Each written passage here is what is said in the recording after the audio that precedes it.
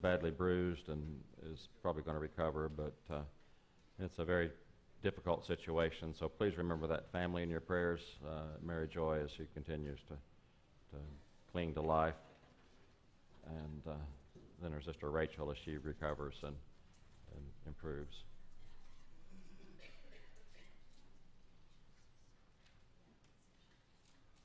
Lord willing, we'll be in Tulsa area Sunday.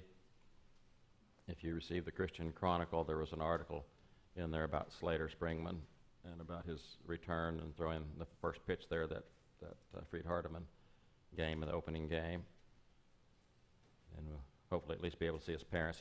I guess he's probably at school now. I think he may be on spring break. Well, but he's doing courses from home. That's right, he's doing courses from home. So maybe we'll get to see Slater this weekend, Lord willing.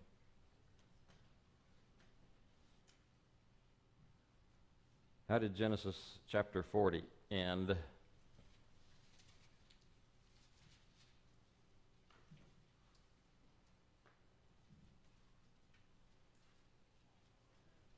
You can cheat, you can look if you want to.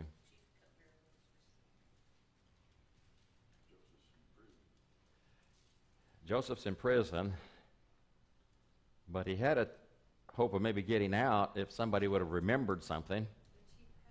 The cupbearer, that he had given the good interpretation to the dream, and the cupbearer said he would remember Joseph when he got out, and as soon as he got out, he forgot all about Joseph.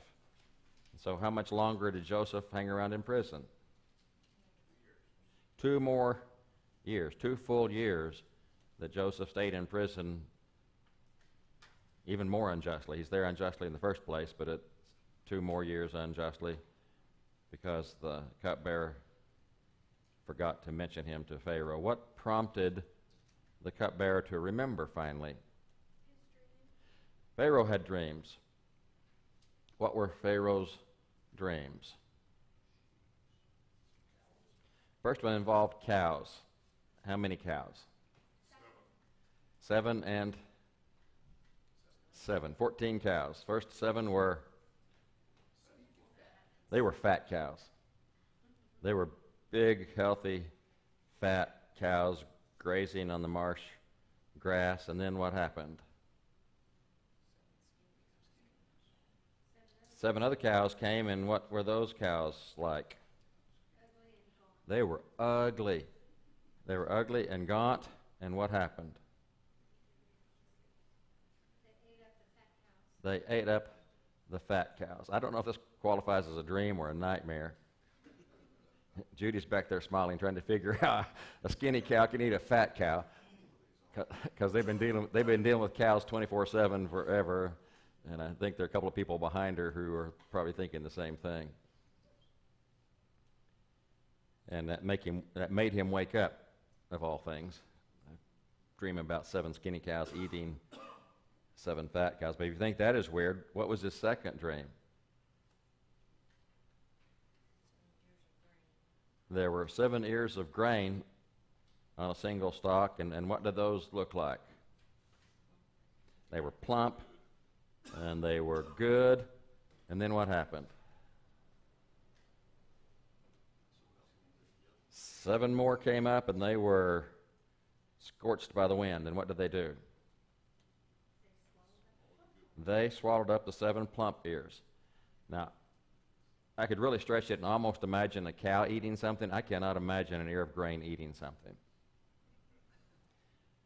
And so Pharaoh woke, and it was a dream.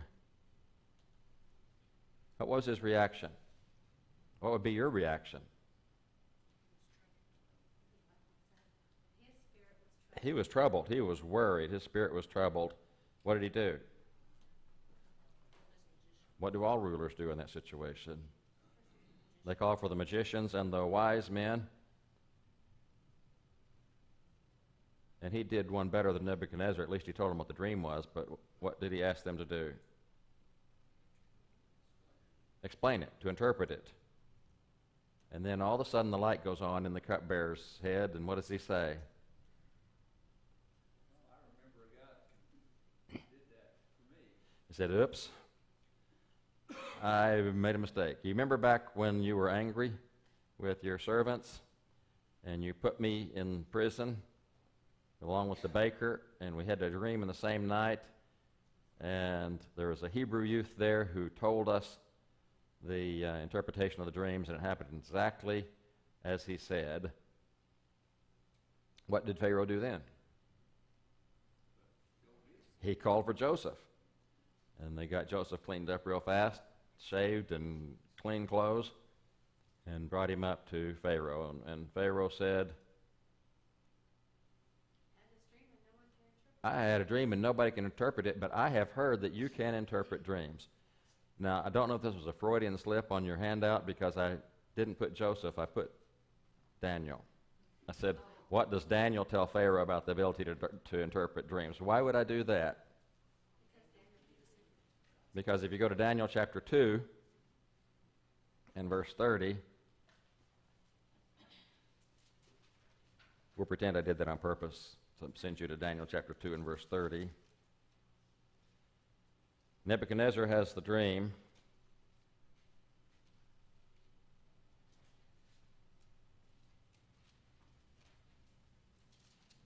But he's a little bit harder on them than Pharaoh is. He won't even tell them what the dream is. His first condition is you have to tell me the dream and then tell me the interpretation. I don't know if Pharaoh is just desperate or what, but Nebuchadnezzar is a little bit smarter. Because if you will tell me your dream, I can interpret it for you. It may not be anywhere close to true, but I can make up something. But I cannot tell you what you dreamed. I can't even tell you what I dreamed last night. But I cannot tell you what you dreamed. And so he was really smart to say, you tell me the dream and then you tell me the interpretation, because if someone could tell him what the dream was, then that was an indicator that they probably could the interpretation to be right. Otherwise, somebody just make up something and go with it.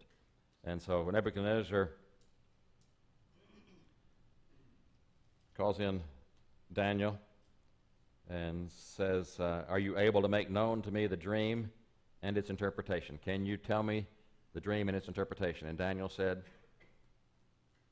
no, I cannot. I cannot. There's not a human who can do this, but there is a God in heaven who can do this.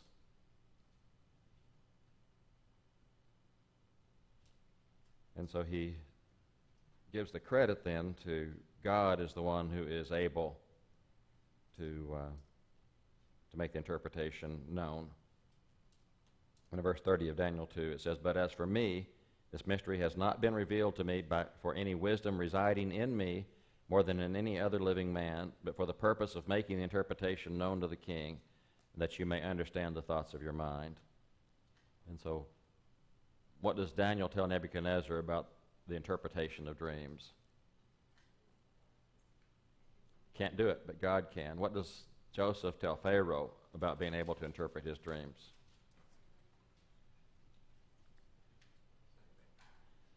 In verse 16 of chapter 41, he says, it is not in me. God will give Pharaoh a favorable answer. And so his response isn't way off of what Daniel's is. I can't do it. If you ask me if I can do it, the answer is no. But God can. I wonder how many problems we would solve if that was our response to things. If something comes up, we say, I cannot do that, but God can.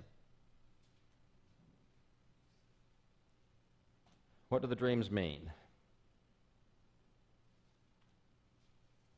years of plenty and 7 years of famine? The 7 fat cows and the 7 fat ears of grain are the same thing. They're 7 years. They are 7 years of plenty, and they're going to have bumper crops for 7 years. And then the skinny cows and the skinny ears of grain, what do those mean?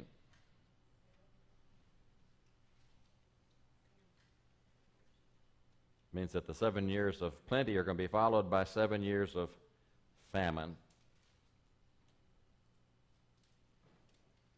And you remember what Daniel told Nebuchadnezzar, that God has given me the interpretation so that you can understand what's going to be happening. And in Genesis 41:25, what does Joseph say to Pharaoh? God has told God has told to Pharaoh what he is about to do. Why does God do that? Why does Pharaoh have these dreams? Well, he's a government official, right? He's the government official. He's probably the most powerful person in the world at the time. But it is interesting that God is communicating with someone who doesn't seek him This is somebody who doesn't, because of his position. because of his position and what can happen, he chooses to reveal this to him and provides somebody to interpret it. Nebuchadnezzar was probably the most powerful man in the world in his day. But God chose to reveal to him a whole string of kingdoms that were going to come after him. And so God chose that ruler and then provided somebody to interpret the dream for him. Both of those times that he reached out to other people, though, was part of his plan and part of his overall scheme of getting Jesus here. Yeah, it was all part of his bigger plan. Yeah. And you notice the people that he chooses to interpret the dream, they're his people that he chooses to provide the interpretations. The dreams happen to heathen rulers, but the interpretation comes from God through his people, and they're the ones that can provide the explanation.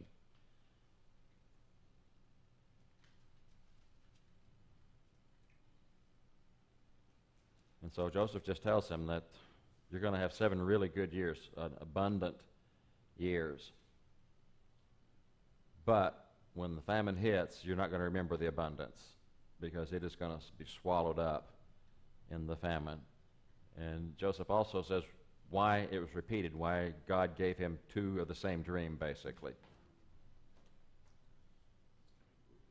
In verse 32, it says that it is going to happen quickly, that God has determined the matter, and he will quickly bring it about. And so the 2 dreams back to back are just to reinforce what's going to happen. What is, Chuck? Oh, I was just gonna say,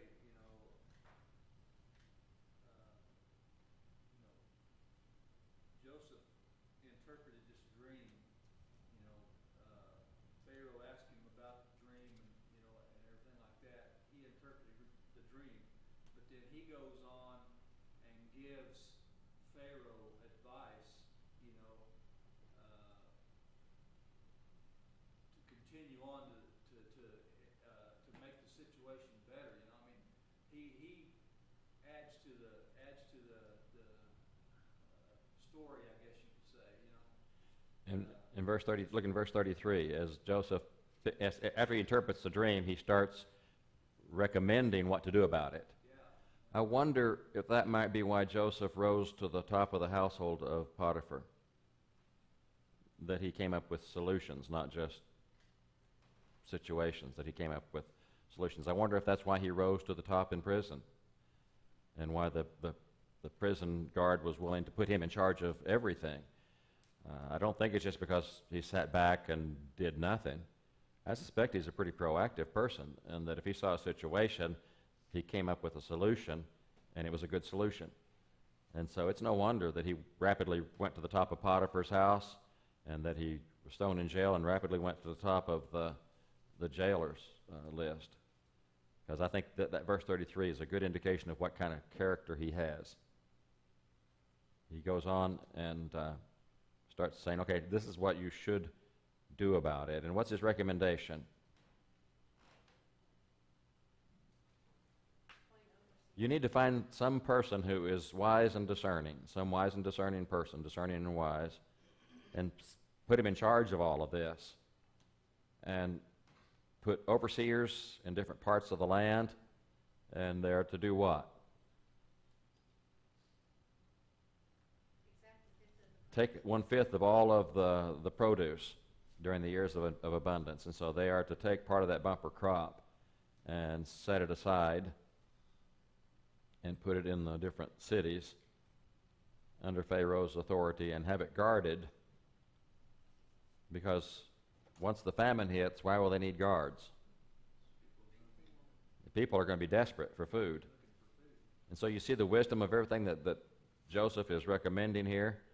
And you have to wonder if God might have helped him with his his wisdom, to give him the great wisdom that he has, because he says, okay, you need to put somebody in charge of this, then you need to put some people around the country who are overseeing this, and you need to put it in the storehouses, and you need to have it guarded.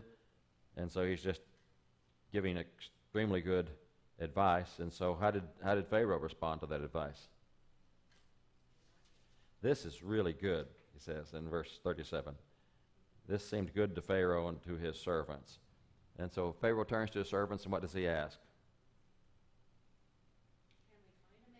Can we find a man like this, in whom is a divine spirit? I wonder where we could find somebody like this. And so Pharaoh turns to Joseph, and what does he say? It's God. Well, since God chose you to reveal this dream, he indicated all of it to you, informed you of all this.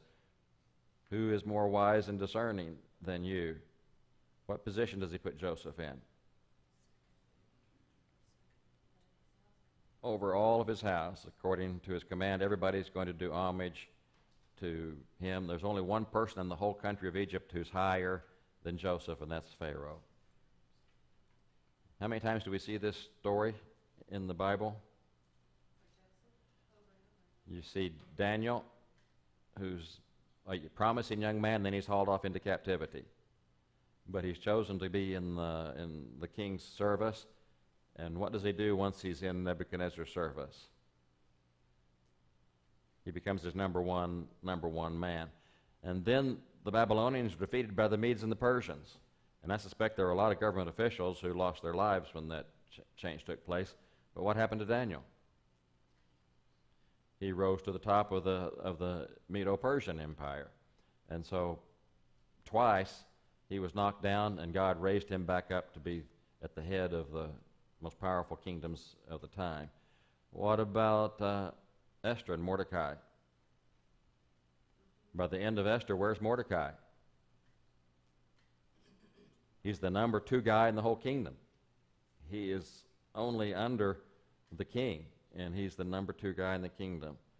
And so you see what God is able to do to accomplish his purpose, to take Joseph, who was a slave and then a prisoner, and then turn him into the number 2 guy in Egypt, as he does with Daniel, as he does with Mordecai. And so whenever we take on that mantra of I can't but God can, these are good examples of I can't but God can. Joseph should have died in a pit. Should have been his fate if God wouldn't have been involved. He should have been dead in the pit. And look where he is now. How has Joseph's life gone so far? Up and down like a roller coaster. He's his dad's favorite. His dad gives him the special coat, and he's just so great. And he tattles on all of his brothers because he's better than they are. And then they take him and kidnap him and throw him in a pit. And then they sell him into slavery, and he goes into Egypt. And he goes to the top of the house, and then he gets thrown in jail. And then he goes to the top of the jail, and there's a promise of getting out, but the guy forgets him, and so he sits there for another 2 years.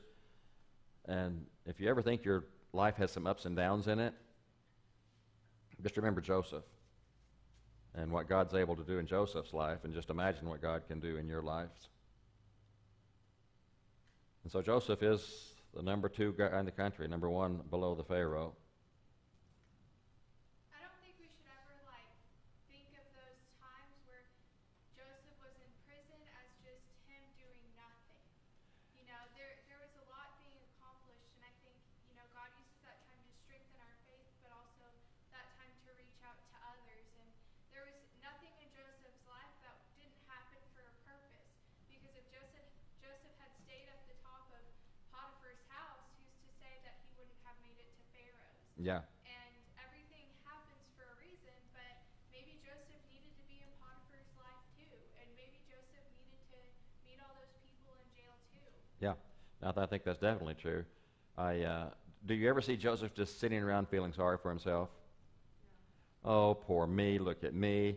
I should be getting a better deal. If he would have had that attitude, he wouldn't have gone to the top of Potiphar's house.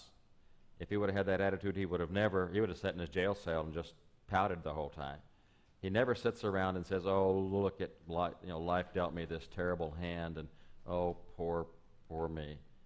Well, we don't know that he didn't do that, but he didn't stay in that state. That didn't dominate his thinking. He didn't allow that to dominate his actions, because he. Delay was part of God's plan. What's that? Even the 2-year delay was part of God's I think even the 2-year delay was part of that building process. timely, just the right time when he came along. Yeah. And there's a reason why the cupbearer didn't remember him right away. We might look at it and say Joseph got a bad deal because the guy forgot him for 2 years, but in the overall scheme of things, in God's plan, it worked out probably being a better thing that it went that way, because it timed it just right with the famine that God had planned. Now, how old was Joseph when he was taken by his brothers and thrown into the pit and all that stuff? He was 17. Back in chapter 37, verse 2. So when he takes back the bad report, and there's nothing to indicate that there was a lot of time that passed between that and being taken by his brothers. So he was 17 back in chapter 37. How old is he now? In verse 46 of chapter 41, he's 30 years old.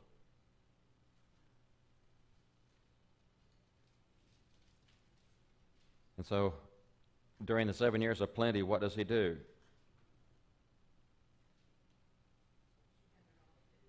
Exactly what he said somebody should do. He started gathering in surplus and put it in the different cities. And they even stopped measuring it. And he said they need to take a fifth of everything. They just stopped measuring it. There was just so much. They just brought it in. Now, Pharaoh, besides putting him in number 2 position, gave him a wife. And in verse 50 and 51, we have the name of 52. We have the names of those 2 sons. What was the name of his first son? Manasseh, because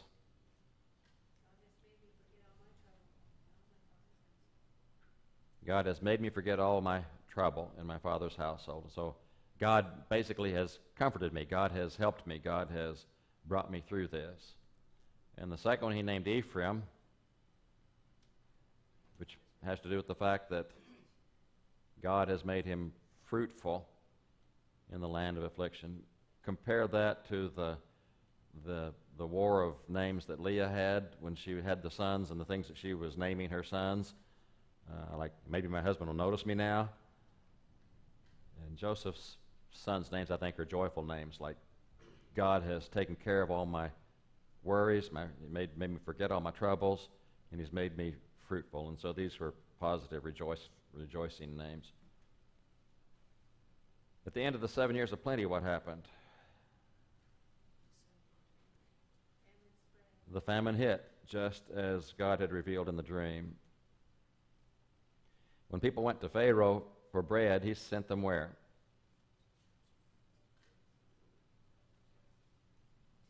He said in verse 55, he sent them to Joseph. If they came to him, he said, you go to Joseph, and whatever he says, you're going to do. And so basically all the people of the known world came looking for food because the famine was very widespread. In chapter 42, we go back to Jacob in the land of Canaan, and what does he say to his sons?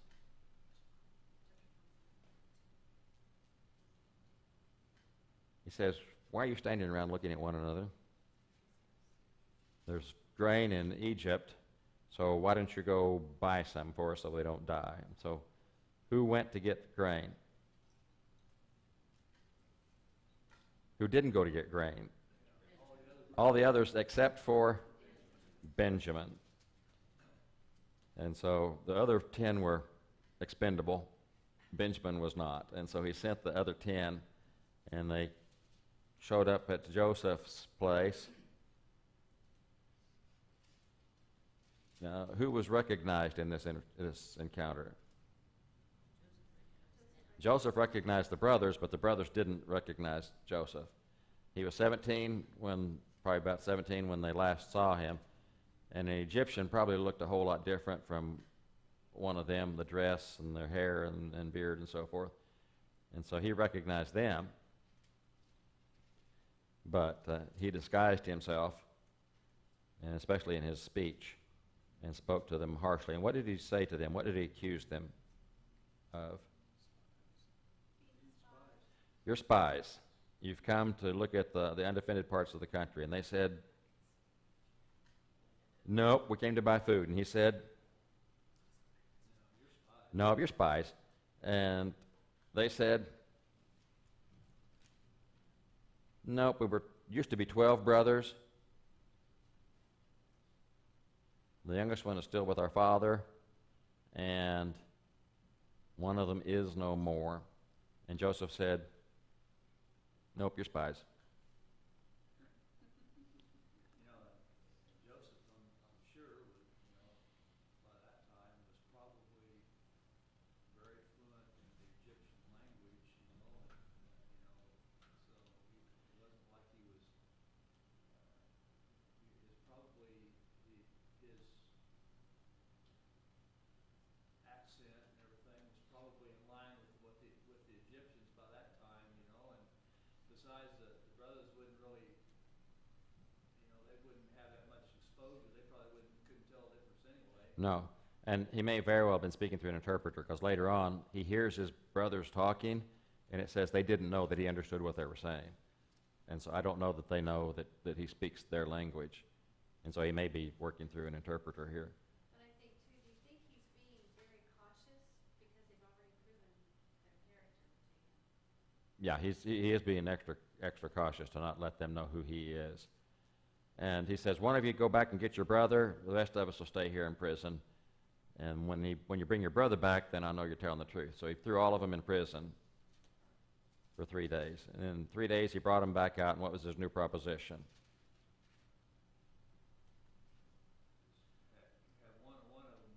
Okay, I'll make a new deal with you.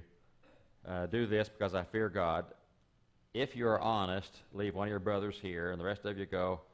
Take food back for your family, and then bring your youngest brother back to me so that I can tell that you're telling the truth. You wonder, at least I do, wonder about, because Joseph didn't get just a little bit of revenge here, for himself with putting them all in jail for 3 days, I'm going to just give them a little. Yeah, he may have given them just a little taste of what he experienced for a much longer period of time. It's hard to second guess what his thinking is as he's doing this, or how much pleasure he's getting from it.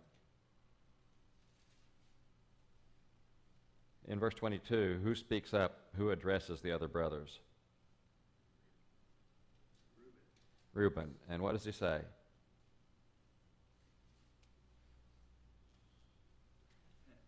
I told you so. Didn't I tell you? Do not sin against the boy, and you would not listen.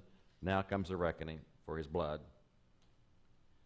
In verse 23, it says that they didn't know that Joseph understood what they were saying because there was an interpreter between them, and so he had been speaking through this interpreter, making them think that he didn't speak their language.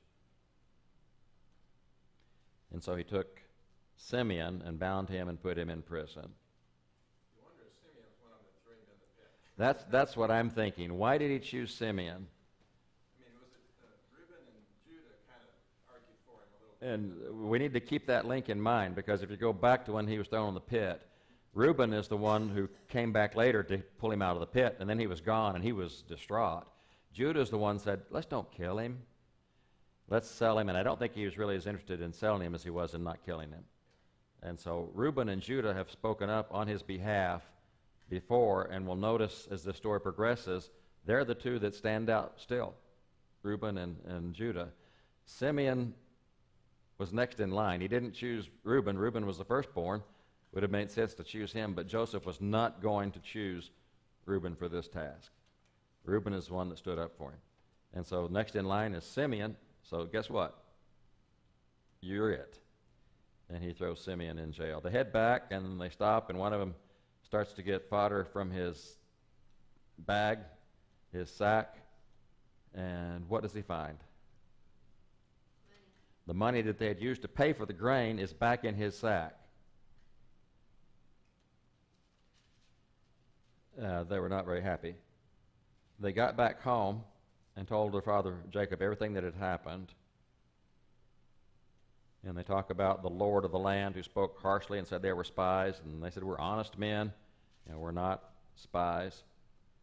And they told him that there were 12 brothers. One is not anymore. The youngest is with the father today.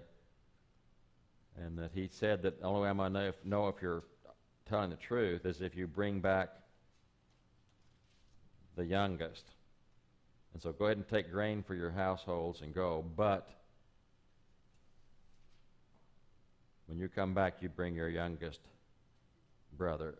And as they all emptied their sacks, what did they find? They all had the money in their sacks. Yeah, and later when they tell the story, when they get back to Egypt, they make it sound as if they had all discovered it in their sacks at the same time.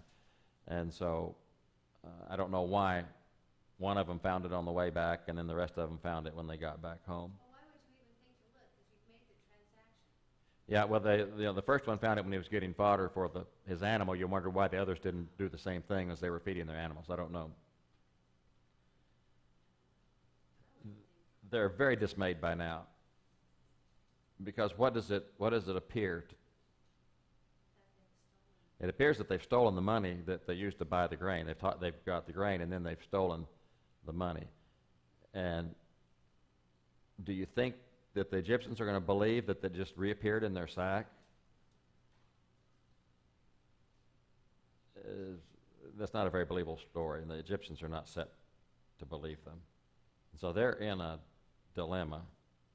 And what's Jacob's response?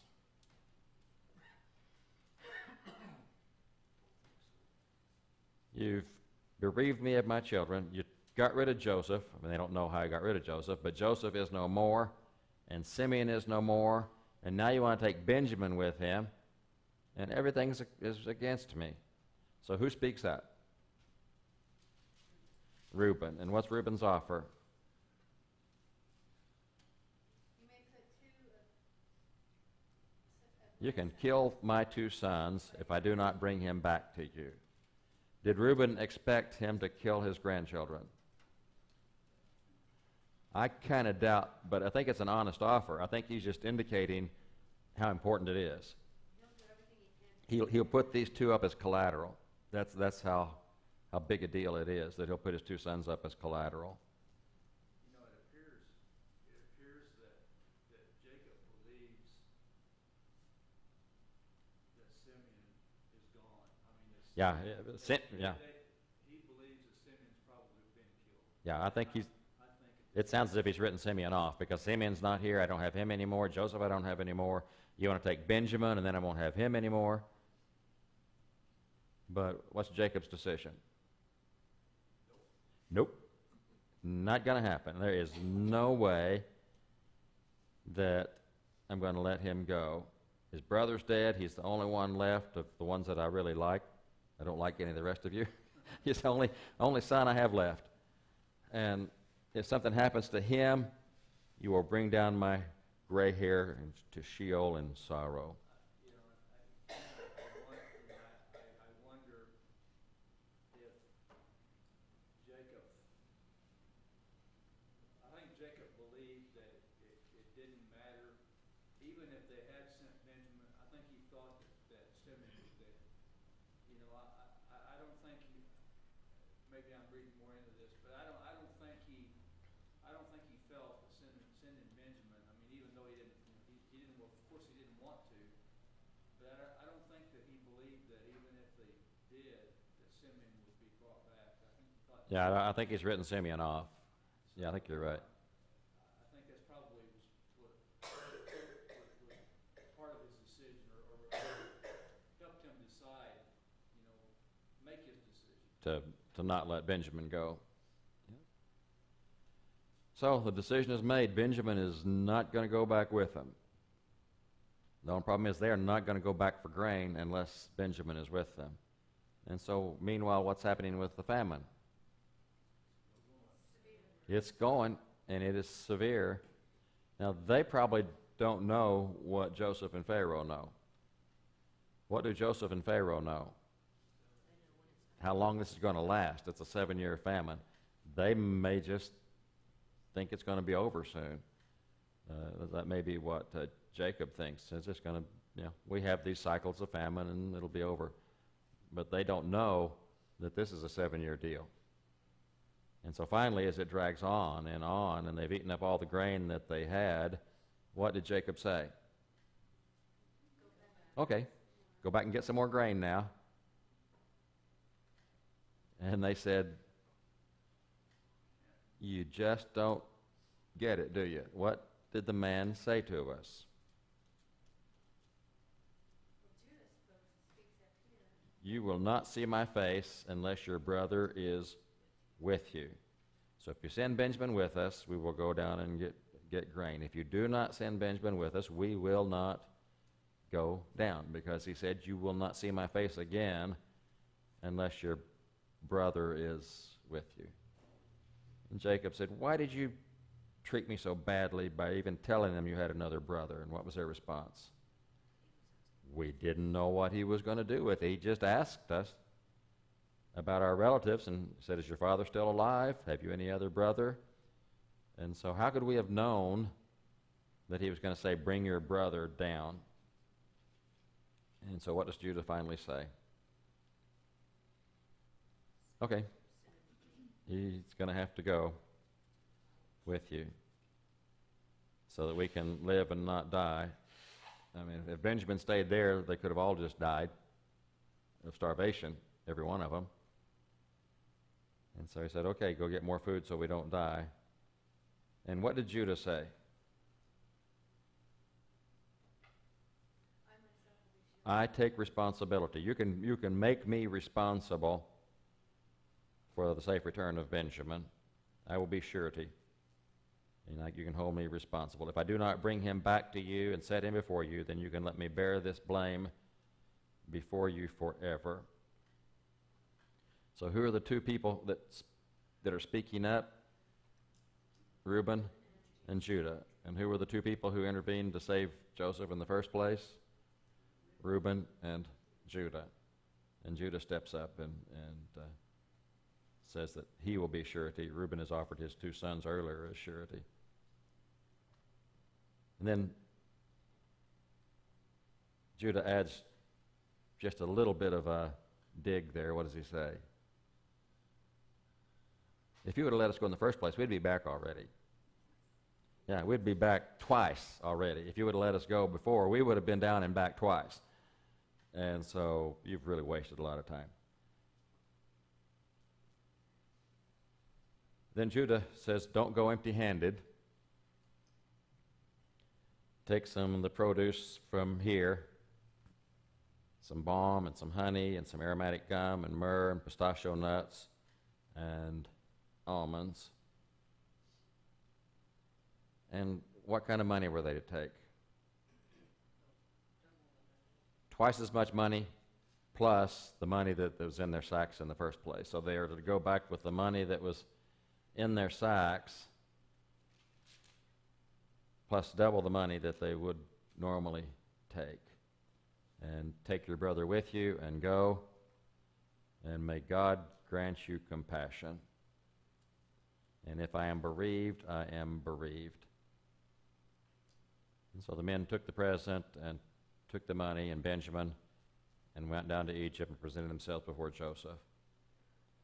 When Joseph saw that Benjamin was with them, what did he tell his steward?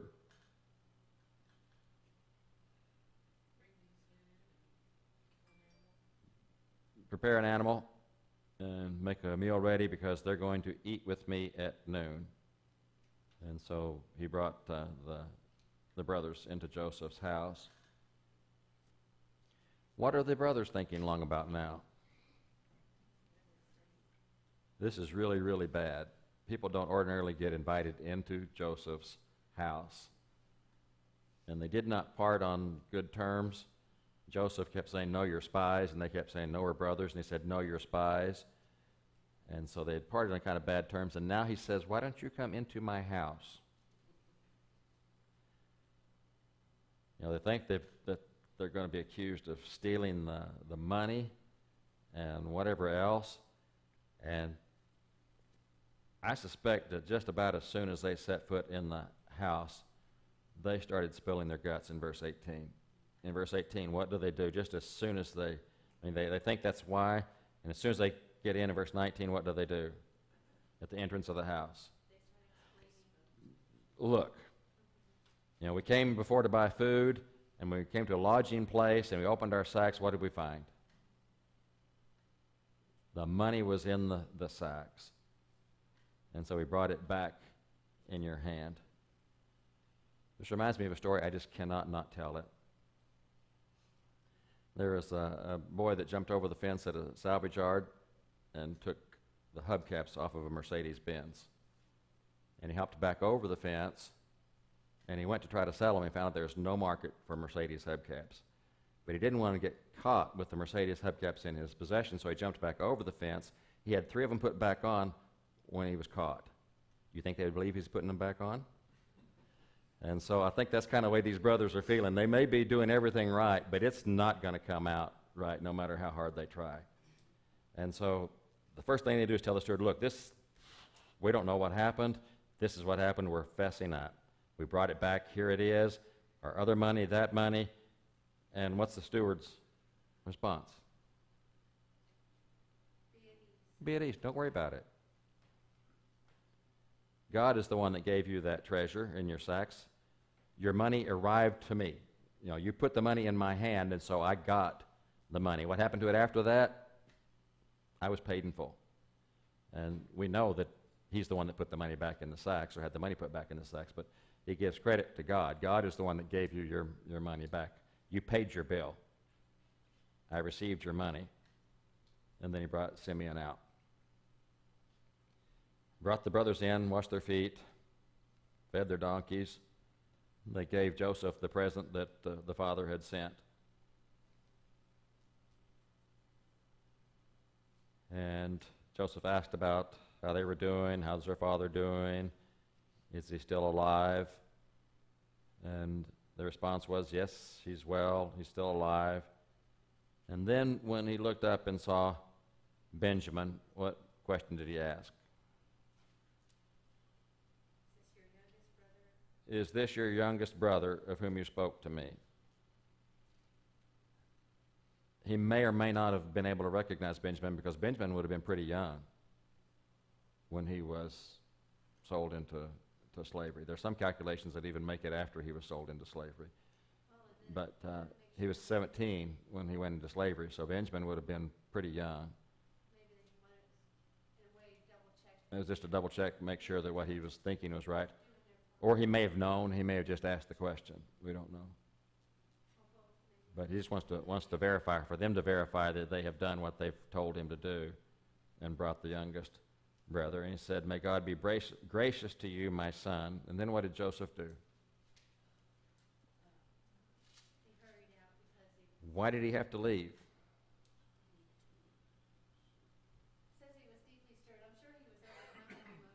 He is so deeply stirred with emotion that he had to run off to his own chamber and weep there. Can you imagine the emotions of Joseph? It's over 20 years, maybe 23 years.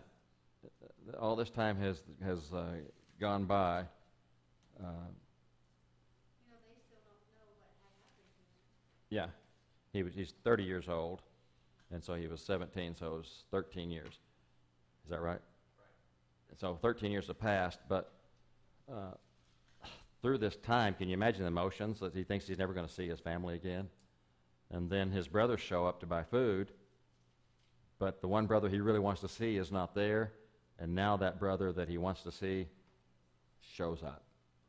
And so... Well, it's more time than that, because, because you had 7 years of good. Oh, that's right, plus 14. Yeah, so it's, well, probably 10. So you had another. This is about the third year of the famine. 10 years to that. So you add another 10. So yeah, he was about 40 now. So you're right, Teresa, that he was about 40 by now. So even you add 7 years of plenty, and then probably 3 years of famine. I think it references 2 years because it says there's 5 Right. And that was, So you're 9 years, we're 9 years into the process of the 7 years of good and the 7 years of evil. right, So anyway, yeah. And so all this time, his emotions have been, he's given up on his family. There's no reason for him to think that he's going to see his family. And all of a sudden, here's that brother that's his full brother, the son of his own mother. And it's just too much for him, so he had to go and weep. He washed his face, he got cleaned up, controlled himself, and then gave instructions to serve the meal. It's interesting how they served the meal. It's just a matter of custom, I'm sure. But how did they serve the meal? Joseph ate by himself, maybe in another room or another part of the room, and the brothers ate by themselves, and the Egyptians who were Joseph's dining companions ate by themselves. Why? They could not eat bread with the Hebrews because it is loathsome to the Egyptians. Why? I have no idea. I don't know if it was just loathsome to eat with the foreigners because they weren't, the Jews wouldn't have eaten with a bunch of Gentiles. I mean, that's what got Peter in trouble that time, was that he went to Cornelius' house and ate with the Gentiles. He just didn't eat with the Gentiles. It was an abomination. And so I don't know if that's why the Egyptians didn't eat with the Hebrews, or maybe the Hebrews were sloppy eaters. I don't know. Yeah, they slurp their soup. Some cultures, they just take a chunk of bread and dip it in the sauce, and everybody's dipping it in the sauce together. In Nigeria, they have one pot of sauce, and everybody has bread, and you just pull off a chunk and dip it in there and bite and double dip. The Americans, they give a separate bowl of the sauce. They don't make the Americans dip out of the same bowl with everybody else. But, to a group of Americans, that might not be a real pleasant way to eat, is double dipping in a bowl with somebody else. I don't know what made the Hebrews loathsome to the Egyptians, but it was. How were they seated? According to their age. The firstborn down to the youngest. And what did the brothers do then? They looked at one another in astonishment. Yeah, close your mouths while you're chewing. Their mouths just dropped open. They were astonished because how could this Egyptian know their birth order? And if you look at the order, the times of birth, there's not a whole lot of time there that they were born in. There's not like they were each 10 years older than the other. But he has them seated according to birth. And he took food from his own table to them, but how much did he give to Benjamin? 5 times as much as the others. And so the story lives happily ever after. No, wait. In chapter 44, there is a turn of events as they head back home. But you'll have to come back next week to finish that story. I'm not going to let you finish that. Don't read ahead. Do not cheat. Do not see how this happens. What lessons can we get out of these chapters? Any lessons that might stick with us today? God has a plan for each one of us. God had a plan. I think God had a plan for Potiphar. I think God had a plan for Potiphar's wife. It wouldn't be a great plan, but she played a role in the whole thing. And the fact that the butler, the cupbearer, forgot him for 2 years, I think it all fits into God's plan. God has a place for everybody. And so I think that's an important lesson. What else? Well, I think the brothers, at least Reuben,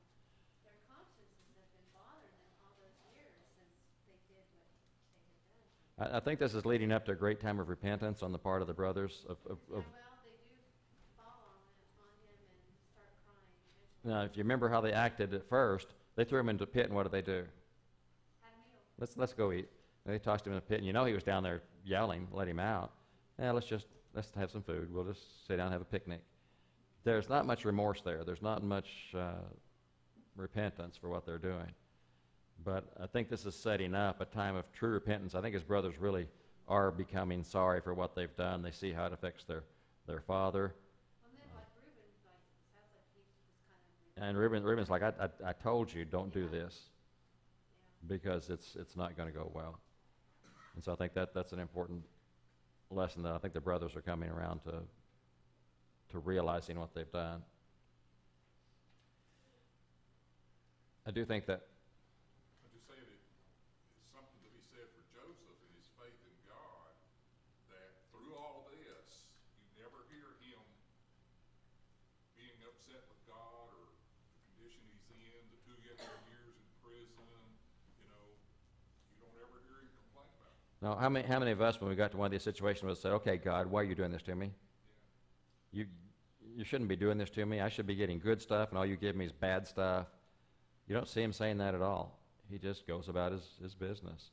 And by the time he gets to Pharaoh, who does he give credit for everything? God. God is still the one who gets credit after all those things that have happened. When he appears before Pharaoh, he has no reason to believe that anything's going to happen other than he's going to go back to prison. They cleaned him up. They shaved him. He's telling Pharaoh the dream. And I think he has every expectation to just turn right around and go back to prison. But he says, I can't, but God can. And he gives God full credit for the dream and for the interpretation. And so it does indicate a lot about his faith, that nowhere in there that's recorded, at least, does he start blaming God and he'll say, I'm not going to worship you because you're no good. Yeah. And in our lives, we're tempted to do that if we don't see the overall picture, and what God may have planned for us may involve some of those things. And those may be times of strengthening, maybe times of building character, maybe times leading up to what we need. And I don't think when Joseph was 17, he would have been capable of this. I don't think he would have been capable of ruling Egypt at age 17. But I think he is now. And so I think that's right. We see how strong his faith is to stick through this. What other lessons do you see? Well, implying what you just said is that God has a timing. Yeah, and God has a timetable. On his timing. And it's usually not our timing. Our timing is usually pretty lousy. And if we could get what we want the way we want it when we got it, it'd be a big mess. But if we can wait to get what God wants us to have when he wants us to have it, we might be really surprised at what God can do if we operate according to his timetable and don't try to fit him into our timetable. And so don't read ahead. Don't see what happens in the next exciting turn days of our lives.